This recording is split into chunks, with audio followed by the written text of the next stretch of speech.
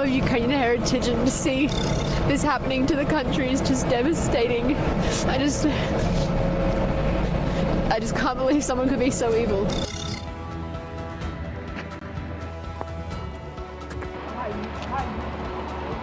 This was never about a genuine security concerns on their part. It was always about naked aggression, about Putin's desire for empire by any means necessary, by bullying Russia's neighbors through coercion and corruption, by changing borders by force, and ultimately by choosing a war without a cause.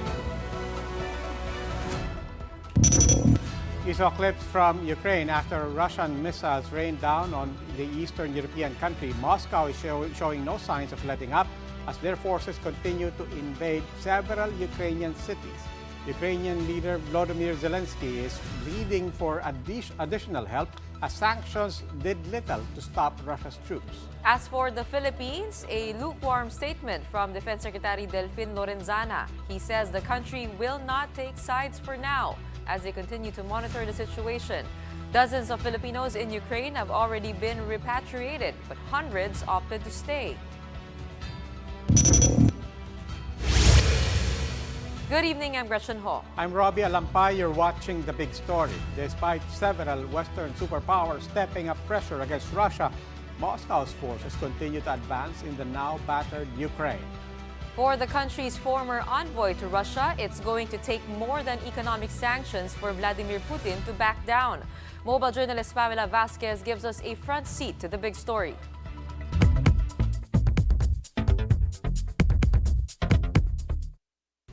As a host of Western countries roll out harsh economic sanctions against Russia, hopes are high that these will make President Vladimir Putin back down. But former Philippine ambassador to Russia Carlos Sureta says they won't, given Moscow's history and capability. I'm sure President Putin anticipated all this. President Putin has refashioned Russia's economy to be more reliant on itself and on dependable partners. In terms of financing, Russia. Most of the sanctions involve Russian banks, companies, and wealthy individuals, some of whom are said to have ties to Putin. But Ambassador Sureta says ultimately, it's Europe who will pay the price, given it gets a third of its natural gas from Russia. He also says timing the invasion of Ukraine after winter could have been strategic. Not attacking during the height of winter might be deliberate on Russia's part. This way, there is time between now and the next winter, perhaps to find a diplomatic solution.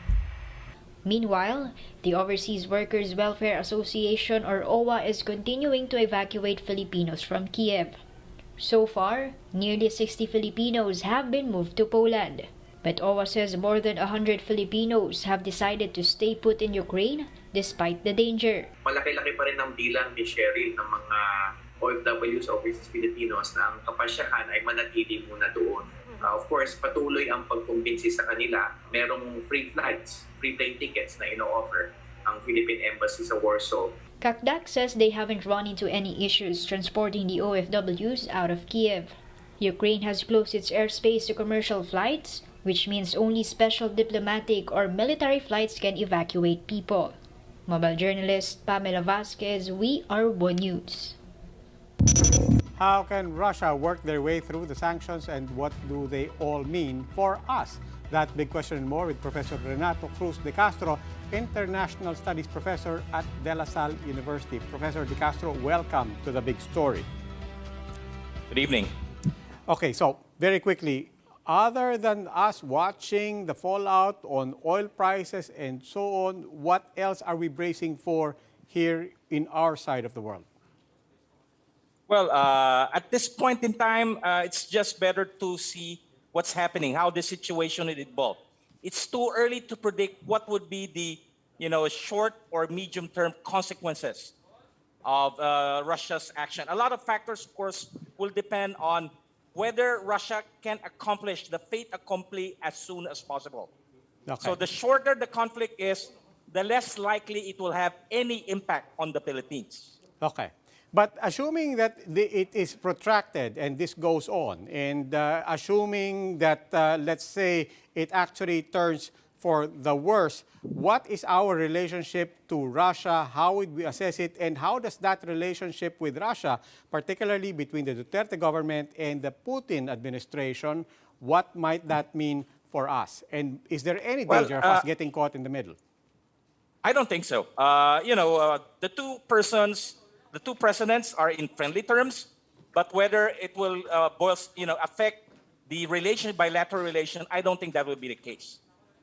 Okay. My concern will be in terms of the long-term strategic consequences. Number one, let's look at what's happening in Ukraine. So you have a regional power trying to assert its supremacy against a former client state that is trying to get out of the Russian sphere of influence. So this is a scenario here. Of course, this might also happen in our region, given the fact that we have also here a regional power who is also starting to become very conscious of its comprehensive capabilities. And of course, it's been also trying to impose its degree of suzerainty or create its own sphere of influence here in the Indo-Pacific region. Because we also have to take into account, as mentioned by Ambassador Kim Soleta, Russia has a credible partner. And definitely we know who that credible partner is. It's no less than China, who also has its regional ambition in the Indo-Pacific region against Taiwan, in the South China Sea, and of course against Japan. The second long-term implication, of course, is that China's action against Ukraine might be the beginning of a concerted effort, not only of Russia, but also of China to unravel what we call the unipolar moment. When the Cold War ended in 1991, the world suddenly had only one superpower, and that's the United States. So right now, of course, Russia and China are trying to transform this unipolar moment into what they call the multipolar. Professor, let me interrupt you there. Yes, sure. Only because we don't have a lot of time. But Sure, how okay. will that manifest on our side of the world? What are you saying China might have the options to do in these parts? Yeah, basically, of course, put pressures on Taiwan. And of course, it will have implication here. The United States will draw the line here in the Indo-Pacific. Of course, in case of what's happening in Ukraine, Ukraine is not a member of NATO, so the United States and NATO are on the sideline. Okay. But not here in the Indo-Pacific region. Okay, Professor De Castro, maraming salamat po. That was International Studies Professor Renato Cruz De Castro. Dozens have been killed so far, while tens of thousands have opted to flee major Ukrainian cities, but their government insists they have stood their ground on the second day of Russia's assault. Gretchen, what are the updates? Robbie, strong words from Ukraine President Volodymyr Zelensky when he said his government is not afraid of Russia and they will stay put in the capital, Kiev. Nonetheless, Ukrainian President Volodymyr Zelensky asked the international community to do more, saying sanctions announced so far were not enough. Zelensky added that European leaders were afraid to lay out path for Ukraine's NATO membership. So far, reports say that 137 Ukrainians died in the fighting, while 316 people have been wounded. As for the United States, President Joe Biden also hit Russia with a new wave of sanctions. Biden said these measures will impede Russia's ability to do business in major currencies, along with sanctions against banks and state-owned enterprises. The U.S. president also described Putin as an aggressor who launched a war without a cause. Meanwhile, these are the other big stories tonight. Unlike Asian neighbors Japan and Taiwan, the country is not taking sides for now on the Ukraine-Russia conflict. Never forget, never again. Hundreds of people flocked to the People Power Monument in Quezon City in commemoration of the historic revolution that toppled the Marcos dictatorship. And Team Gilas Pilipinas faces off with India in the FIBA World Cup Asian qualifiers. The final score and highlights of the game after the break.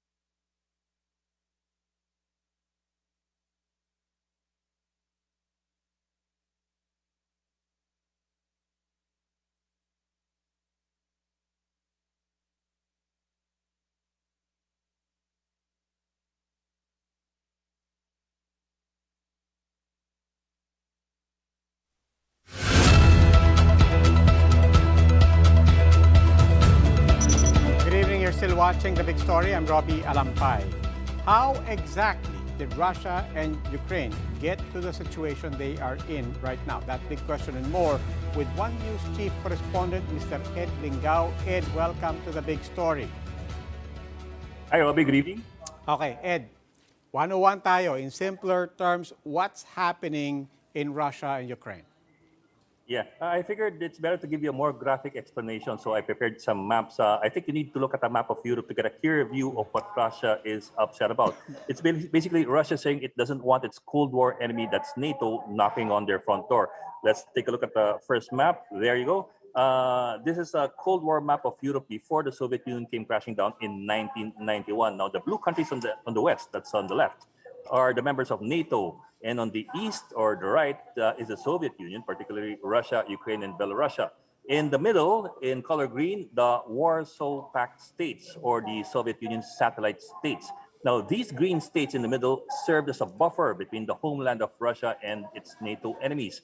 Now, after the Iron Curtain came down, and we look at the next map, many of these satellite states left the Warsaw Pact and joined NATO, and that's why you can see the blue countries drifting eastward towards Russia. States like, for example, Estonia, Lithuania, Poland, the Czech Republic, Slovakia, Romania, etc., etc.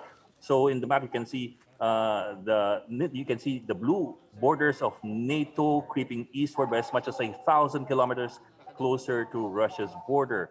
Now, on the next map, we will see Ukraine's movement in the direction of NATO. And if Ukraine does get to join NATO, then NATO will have expanded right up to Russia's southwestern border. And basically, that's what it's all about. Russia wanting a guarantee that NATO would not move up to Russia's border along with its troops and its missiles and its offensive capabilities.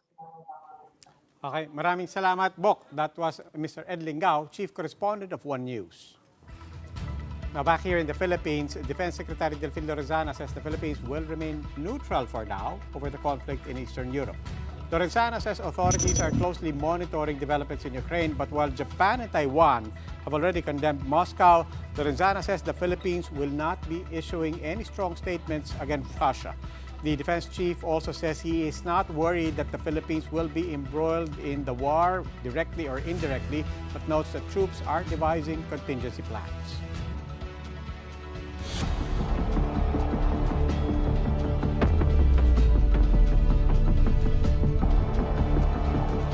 After the country ended the Marcos dictatorship 36 years ago, the country faces a new problem: historical revisionism. In this year's commemoration of the People Power Revolt, reformers tried to remind people of the lessons from the bloodless revolution.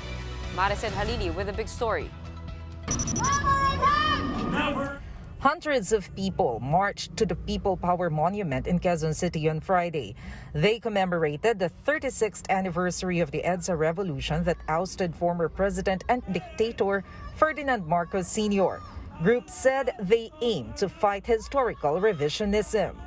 Ang peace order nung panahon ni Marcos ay isa lamang.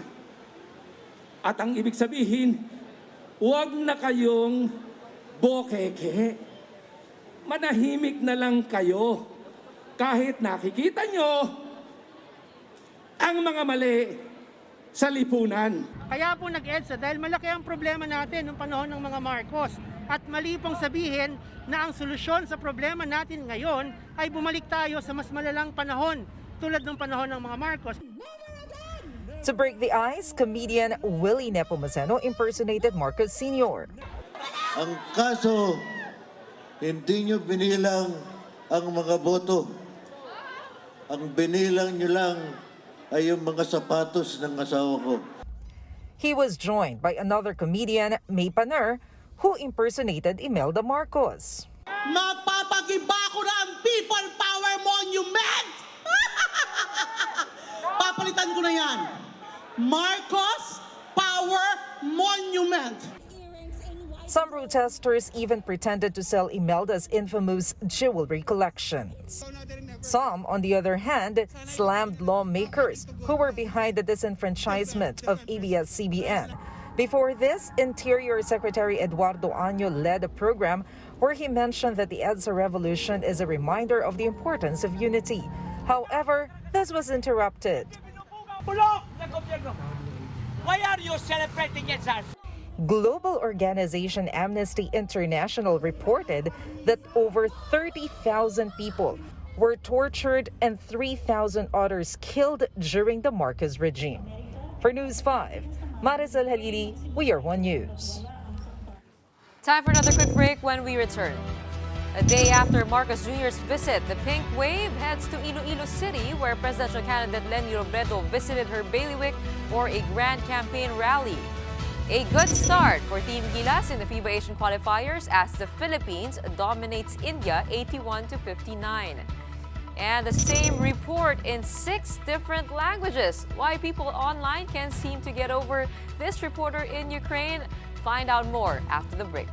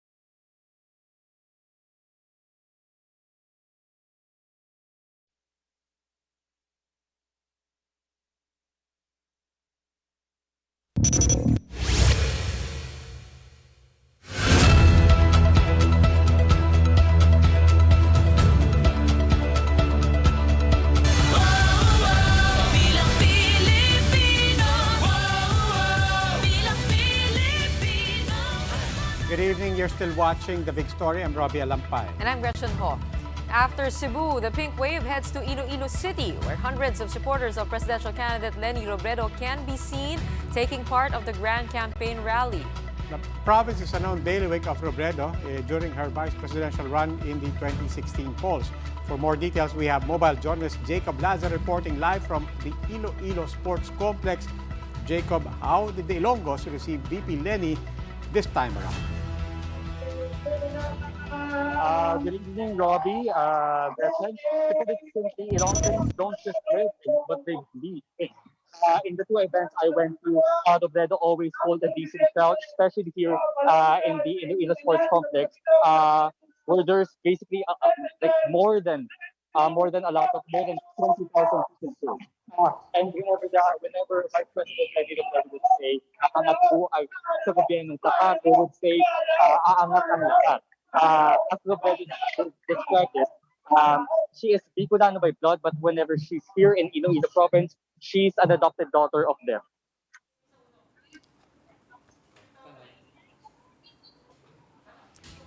Maraming salamat, Jacob Lazaro. And it's not just the Robredo camp. Other aspirants made the rounds this holiday as they continue with their campaign. But as for presidential Bet Calyodi, he is reporting foul play for his website. Scam says a website called calyodi.com was redirecting users to the website of his opponent, Ferdinand Marcos Jr. They are currently investigating the matter and announced the launch of their own website, calyodi.org. Presidential candidate Ping Lacson, meanwhile, says the PNP is facing a big challenge as the case of the missing cockfight bettors is progressing slowly. In a Senate hearing, Lacson says he's hopeful that the Senate probe looking into the case can help the national police. Ferdinand Marcos Jr., meanwhile, headed north to another bailiwick in La Union, where local leaders expressed support for the unit team, including an endorsement from the Ortega political clan. Meanwhile, another senator was added to Isko Moreno's slate. Former Duterte cabinet member John Castriciones has been included as guest candidate of Moreno's three-person team.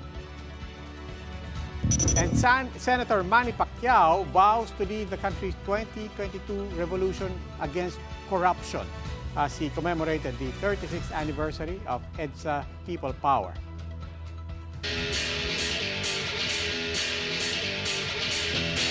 For the big story in sports, Gilas Pilipinas opened their 2023 FIBA World Cup Asian qualifiers campaign with a comfortable victory over India, 88-64.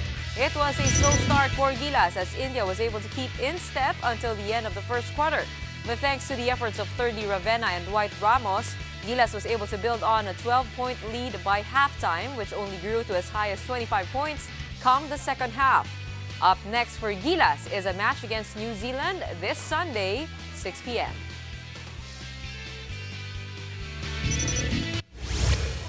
All eyes are on Ukraine and Russia because of the invasion, and journalists from all over the world are on the scene, risking life and limb to report the news. Including this journalist from the Associated Press who is delivering the story from Kiev in 6 different languages.